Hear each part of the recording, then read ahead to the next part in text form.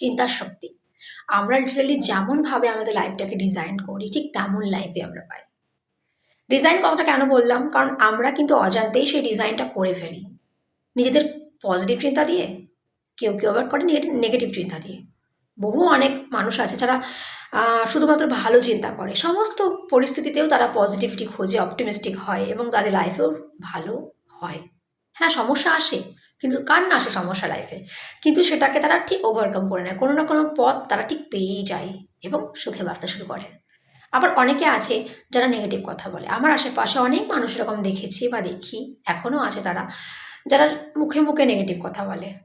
একটু কথা বললে মনে হয় যেন ইস! নেগেটিভিটিতে ভর্তি হয়ে গেল। আমাকে আবার সবকিছু ঠিক করতে হবে।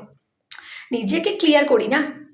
তোমার আশেপাশে যেমন মানুষ থাকুক, কিন্তু তুমি যখন কথা বলছো কারোর সাথে, তার নেগেটিভ চিন্তার এফেক্ট কিন্তু তোমার মধ্যে পড়ে। তোমাকে সেগুলোকে ক্লিয়ার করতে হয়। কিভাবে? নিজেকে আবার পজিটিভ চিন্তা করে, পজিটিভ চিন্তা করে। তাই নিজে যত পজিটিভ চিন্তা করবে, নিজে যত ভালো কথা ভাববে, নিজের লাইফটা তত সুন্দরভাবে তুমি তৈরি করতে পারবে। নেগেটিভিটি থাকুক না, কিন্তু পজিটিভ চিন্তা তোমাকে করতে হবে। হ্যাঁ, পজিটিভ চিন্তা করার মানে কি নেগেটিভিটি আসবে না? মাথার মধ্যে কি একটু ছিটেফোঁটাও নেগেটিভ চিন্তা আসবে না?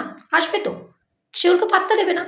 যখন বারবার তুমি একটা কথাকে বলে যাবে যে আমার জীবনটা খুব সুন্দর, আমি খুব খুশি আছি, লাইফের সমস্ত কিছু আমার হচ্ছে কারণ আমি কর্ম করি, কারণ আমি আমার লাইফটাকে নিজে ডিজাইন করছি, নিজে আমার স্বপ্নগুলোকে পূরণ করছি।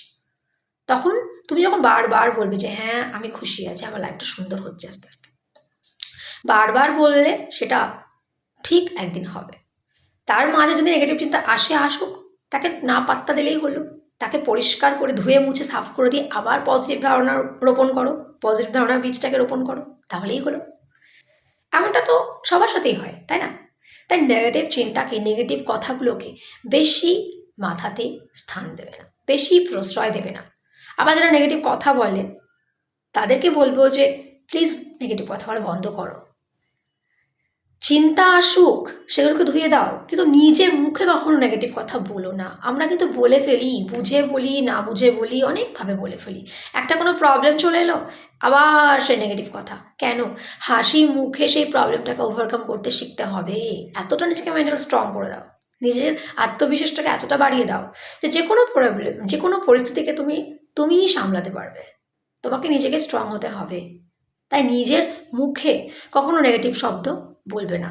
নিজের মুখে সবসময় পজিটিভ শব্দকেই উচ্চারণ করতে হবে, কারণ তোমার শব্দই তোমার ভবিষ্যৎ নির্মাণ করবে। এটা কিন্তু মাথায় রাখতে হবে যে আমরা যা বলি সেই মতো লাইফে কিন্তু আমরা ম্যানিফেস্ট করি।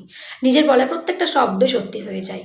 তোমার বলা প্রত্যেকটা শব্দ কিন্তু তোমার ভবিষ্যতের বীজটাকে পুঁতে দিচ্ছে। তাই ভেবেচিন্তে কথা বলো।